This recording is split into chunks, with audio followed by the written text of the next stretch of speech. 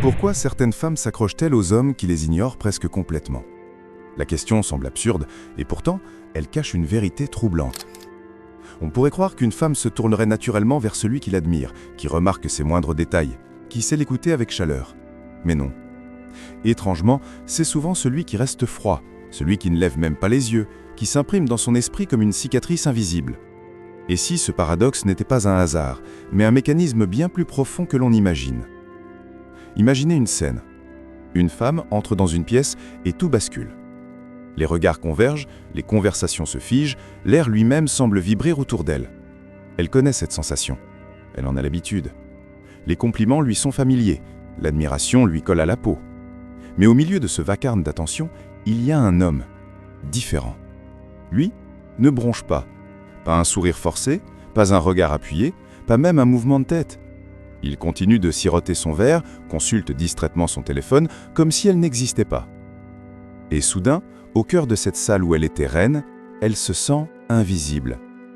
C'est ce décalage brutal qui allume l'étincelle. Pourquoi ne m'a-t-il pas remarqué? Qu'a-t-il vu que les autres manquaient? Ce vide devient une blessure minuscule mais obsédante, et plus la plaie est fine, plus le besoin de la refermer devient pressant. Ce que la plupart ignorent, c'est que le cerveau déteste l'inachevé. Il hait les questions laissées en suspens. Alors il tourne en boucle, encore et encore, jusqu'à transformer une simple différence en énigme. Et une énigme non résolue peut vite devenir une obsession. L'indifférence est rare, la rareté attire. L'indifférence pique la curiosité, et la curiosité mal apaisée se change en tension. Cette tension, quand elle s'installe, devient une force d'attraction que peu de femmes arrivent à repousser. Voilà pourquoi l'homme qui ne fait rien devient parfois celui qu'elles poursuivent. Mais attention, il ne s'agit pas d'un jeu cruel où l'on manipule pour rabaisser. Non, la différence est capitale. Il existe un monde entre le détachement sain et la froideur toxique.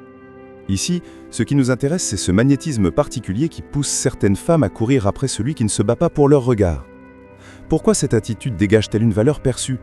Pourquoi le simple fait de ne pas chercher à séduire peut-il devenir une arme si puissante? 3 déclencheurs principaux expliquent cette mécanique. 3 engrenages qui, combinés, enferment une femme dans une spirale dont elle ne sort presque jamais indemne. Le premier, c'est la boucle de récompense variable. Le deuxième, c'est l'effet de renversement des rôles. Et le troisième, c'est l'accroche de l'ego. Ensemble, ils forment une machine redoutable capable de transformer un simple intérêt en véritable compulsion. Et derrière ces mécanismes se cache une couche encore plus profonde, la projection du pouvoir. C'est là que tout se joue. Commençons par la boucle de récompense variable. Les addictions les plus fortes ne naissent jamais de la régularité, mais de l'imprévu. Quand tout est prévisible, l'intérêt s'éteint. Mais quand les signaux deviennent irréguliers, l'esprit s'agite. Imaginez cet homme qui un jour se montre lumineux, attentif, presque envointant. Puis le lendemain, silence total. Pas de message, pas d'attention, rien.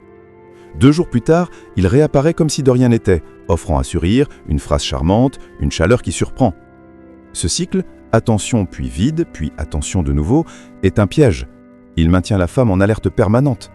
Chaque silence construit une tension insupportable, chaque réapparition provoque une décharge d'émotions. C'est le même mécanisme qu'une machine à sous. Si elle gagnait à chaque tirage, le joueur se lasserait. Si elle ne donnait jamais rien, il abandonnerait. Mais quand la victoire tombe à l'art, parfois oui, parfois non, l'opère et devient un poison. La femme, sans le savoir, nourrit cette habitude. Elle attend son prochain gain. Elle croit courir après un homme, alors qu'en réalité, elle est prisonnière d'un schéma neurologique. Et c'est ici que se cache une vérité dérangeante. La tension constante, douce et régulière, peut paradoxalement s'effacer dans le décor. Mais la tension imprévisible, elle, s'ancre dans le cerveau comme un signal d'alerte impossible à ignorer. Voilà pourquoi une présence incohérente peut sembler 1000 fois plus enivrante qu'une présence stable. C'est injuste, mais c'est ainsi que notre esprit est câblé. Et c'est là que tout commence à basculer. Le deuxième engrenage s'active lorsque le scénario traditionnel se renverse. Habituellement, c'est l'homme qui poursuit et la femme qui évalue, juge, choisit. Cette dynamique lui donne un rôle de gardienne, de décideuse, celle qui détient le pouvoir de dire oui ou non. Mais face à un homme qui ne cherche rien, qui ne prouve rien, qui ne quémande rien, le script s'effondre. Et quand le script change, tout change. Imaginez cette situation. Elle s'attend à être sollicitée, admirée, courtisée. Mais lui, il ne se presse pas. Pas de regards insistants, pas d'efforts pour gagner son sourire, pas de gestes maladroitement calculés pour se rendre intéressant. Il vit selon son propre rythme, détaché, concentré sur son monde intérieur. Ce décalage la perturbe. Elle, la femme habituée à recevoir, se retrouve à donner.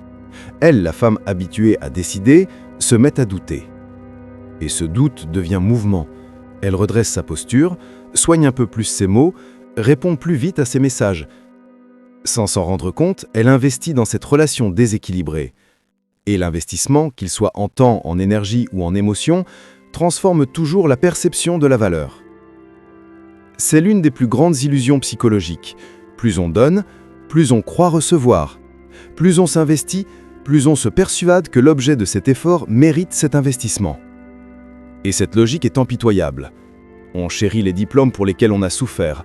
On accorde plus de valeur à une maison que l'on a bâtie de ses mains qu'à une qu'on a simplement achetée. De la même manière, lorsqu'une femme commence à s'ajuster, à se plier, à chercher à attirer l'attention d'un homme qui ne l'a jamais demandé, son esprit transforme cet effort en preuve qu'il doit être exceptionnel. Sinon, pourquoi agirait-elle ainsi ? L'effort devient justification, la justification devient croyance, et la croyance devient désir. C'est cela le piège du renversement des rôles. La gravité se déplace.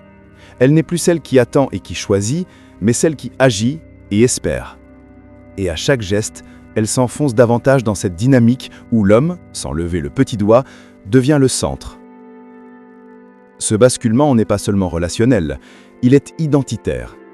Car une fois qu'elle commence à courir, la question n'est plus « est-il digne de moi ?», mais « suis-je digne de lui ?» Et quand cette question s'installe, elle s'accroche comme une épine invisible. C'est alors que le troisième engrenage s'enclenche. L'accroche de l'ego. Chaque être humain vit avec une couronne invisible, une conviction intime de sa valeur, de son attrait, de son pouvoir de séduction. Quand le monde entier reflète cette couronne, l'ego est satisfait. Mais il suffit d'une seule fissure, une seule personne qui ne renvoie pas ce reflet pour que la couronne tremble. L'homme qui ne rit pas à ses blagues, qui ne s'émerveille pas de sa présence, qui ne valide pas son importance, devient l'anomalie qui obsède. Pourquoi lui ? Pourquoi est-il insensible, là où les autres sont conquis ? Cette dissonance agit comme une écharde dans la psyché. Elle tente de réparer la faille. Une tenue plus soignée, une remarque plus audacieuse, une attention plus soutenue. Mais si malgré tout il ne réagit pas, le besoin se renforce. L'ego n'aime pas perdre. Il n'accepte pas l'idée qu'une personne échappe à son aura. Alors il lutte, encore et encore, alimentant malgré lui le pouvoir de celui qui ne fait rien. Et paradoxalement, plus elle se bat pour combler cette absence, plus elle l'amplifie. Car ce silence devient plus bruyant que toutes les acclamations qu'elle reçoit ailleurs. Voilà le piège ultime. Ce n'est plus lui, l'homme, qui est au centre de son attention, mais la brèche qu'il a créée dans son estime d'elle-même. Elle n'essaye plus de le séduire, elle essaye de se prouver qu'elle mérite encore sa couronne. Et c'est là que l'émotion se transforme en mission et que la mission devient dépendance. Les trois engrenages sont désormais enclenchés. L'irrégularité de l'attention, le renversement des rôles et la fissure de l'ego. Ensemble, ils créent une machine redoutable qui enferme, qui consume, qui entraîne une femme à poursuivre ce qui, rationnellement, ne devrait pas la captiver.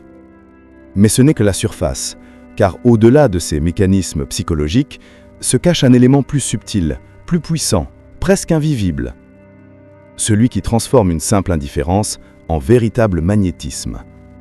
Et c'est là que nous entrons dans le mystère de la projection du pouvoir, une vérité que beaucoup devinent sans jamais la comprendre. La véritable clé de ce magnétisme ne réside pas seulement dans le jeu des silences ou dans les fissures de l'ego. Elle se cache dans une dimension plus profonde, plus mystérieuse, la projection du pouvoir. Un pouvoir qui ne se crie pas, qui ne se montre pas, mais qui se ressent. C'est cette aura invisible qui transforme un homme en énigme, et une énigme en obsession. Car qu'est-ce que le pouvoir dans une interaction humaine ? Ce n'est pas hausser la voix, ni se vêtir d'arrogance. Ce n'est pas non plus écraser l'autre par le mépris ou feindre l'indifférence avec cruauté. Non, le véritable pouvoir est silencieux. C'est cette confiance intérieure qui dit sans mots « Je suis complet, je n'ai pas besoin de ton regard pour exister ». Et cette indépendance, cette solidité calme, agit comme une gravité. Elle attire sans effort, elle fascine sans artifice. Lorsqu'un homme ne joue pas le jeu de l'approbation, il envoie un message implicite. Il n'a rien à prouver. Ce qu'il est ne dépend pas de la validation extérieure. Et face à cela, l'esprit féminin s'interroge. Pourquoi ne cherche-t-il pas à être vu ? Qu'a-t-il de si solide qu'il peut ignorer les règles du jeu que tous les autres suivent ? Chaque absence de démonstration devient un signe de force. Chaque silence se transforme en mystère, et ce mystère est irrésistible. Mais attention, beaucoup confondent cette puissance avec une froideur fabriquée. Ils croient que manquer de respect, détourner le regard ou rabasser l'autre crée ce magnétisme. C'est faux. Ce n'est pas de l'assurance, mais une façade fragile. Le vrai pouvoir n'humilie pas. Le vrai pouvoir n'a pas besoin de jouer un rôle. Il est là, nu, tranquille, inébranlable. Un homme peut sourire, être chaleureux, tendre même, tout en gardant cette force intérieure. C'est ce contraste, être présent sans qu'émaner, donner sans supplier, qui construit l'aimant invisible. Et lorsqu'une femme ressent ce calme ancré, elle ne le vit pas comme un rejet. Elle le vit comme une énigme. Car l'homme qui n'a pas besoin d'être validé devient celui que l'on veut comprendre. Pourquoi est-il si sûr de lui ? Quelle certitude cache-t-il ? Et que se passerait-il si je devenais celle qui brise ce calme ? C'est là que naît la véritable attraction. Pas celle du manque, mais celle du mystère de la plénitude. Le danger, c'est quand cette puissance s'associe aux 3 engrenages que nous avons vus. L'imprévisibilité, le renversement des rôles et la fissure de l'ego, combinés à cette gravité silencieuse, peuvent piéger un cœur dans une spirale presque impossible à rompre. Car ce n'est plus seulement un homme qu'elle poursuit, mais une sensation. Le frisson d'une énigme à résoudre. La douleur d'une faille à combler. L'ivresse d'une présence qui n'a pas besoin d'elle. Et pourtant, il existe une autre voie. Une manière d'incarner cette force sans la déformer en poison. Une version saine, où le pouvoir n'écrase pas, mais inspire. Où l'indépendance n'humilie pas, mais élève. Où la présence n'est pas une arme, mais une encre. C'est là que réside la différence entre l'ombre et la lumière, entre le jeu dangereux et la véritable attraction. Mais alors comment distinguer la gravité authentique de la manipulation ? Comment savoir si ce calme est une force intérieure ou un masque cruel ? C'est dans cette nuance que se joue la frontière entre l'obsession destructive et la fascination constructive, et c'est cette nuance que nous allons explorer.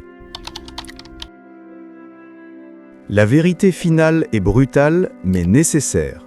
Ce magnétisme n'a rien de magique. Ce n'est pas une malédiction tombée du ciel, c'est un engrenage psychologique que l'on peut comprendre et donc briser. Car derrière l'attirance pour l'homme qui ne court pas, il y a une confusion. On croit courir après une personne, mais en réalité, on court après une émotion. On cherche à résoudre une énigme, à guérir une faille, à retrouver la couronne que notre ego croit avoir perdue. Et tant que ce besoin n'est pas reconnu, il devient une prison. C'est pour cela que certaines femmes s'attachent encore plus fort à ceux qui leur donnent le moins. Car chaque silence active l'espoir d'une réponse. Chaque absence réveille la soif de reconnaissance. Mais si demain cet homme devenait constant, chaleureux, régulier, la magie s'éteindrait d'un coup. Non pas parce qu'il aurait changé, mais parce que l'énigme aurait disparu. Et c'est là que l'on comprend. Ce n'était pas lui qu'elle poursuivait, mais le vertige de l'incertitude. Pourtant, il existe une voie différente, plus saine, plus forte. Un homme n'a pas besoin de manipuler pour être magnétique. La véritable attraction naît de la clarté, pas du chaos. Elle grandit dans la régularité des valeurs, dans la constance des choix, dans la sérénité d'une vie remplie de sens. Un homme peut être indépendant sans être distant. Il peut être stable sans être ennuyeux. Il peut être doux sans être faible. Et cette alliance, fermeté intérieure et ouverture sincère, est 1000 fois plus puissante que n'importe quel jeu d'absence et de présence. La leçon est simple, mais profonde. La gravité ne vient pas de la froideur. Elle vient de l'ancrage. Elle ne naît pas de l'indifférence, mais de la plénitude. Un homme qui construit sa vie, qui respecte son temps, qui protège son énergie, n'a pas besoin de supplier pour être vu. Sa valeur se lie dans sa constance, dans ses choix, dans son silence même. Et c'est ce silence, chargé de sens, qui attire plus sûrement que toutes les promesses vides. Alors, si tu écoutes cette histoire, retiens ceci. L'homme qui ne court pas n'est pas toujours celui qui méprise. Parfois, il est simplement celui qui est déjà rempli. Et c'est ce calme intérieur, cette certitude silencieuse qui captive plus que tous les gestes spectaculaires. Mais attention, ce pouvoir n'est pas un jeu. Mal utilisé, il devient poison. Bien incarné, il devient une lumière.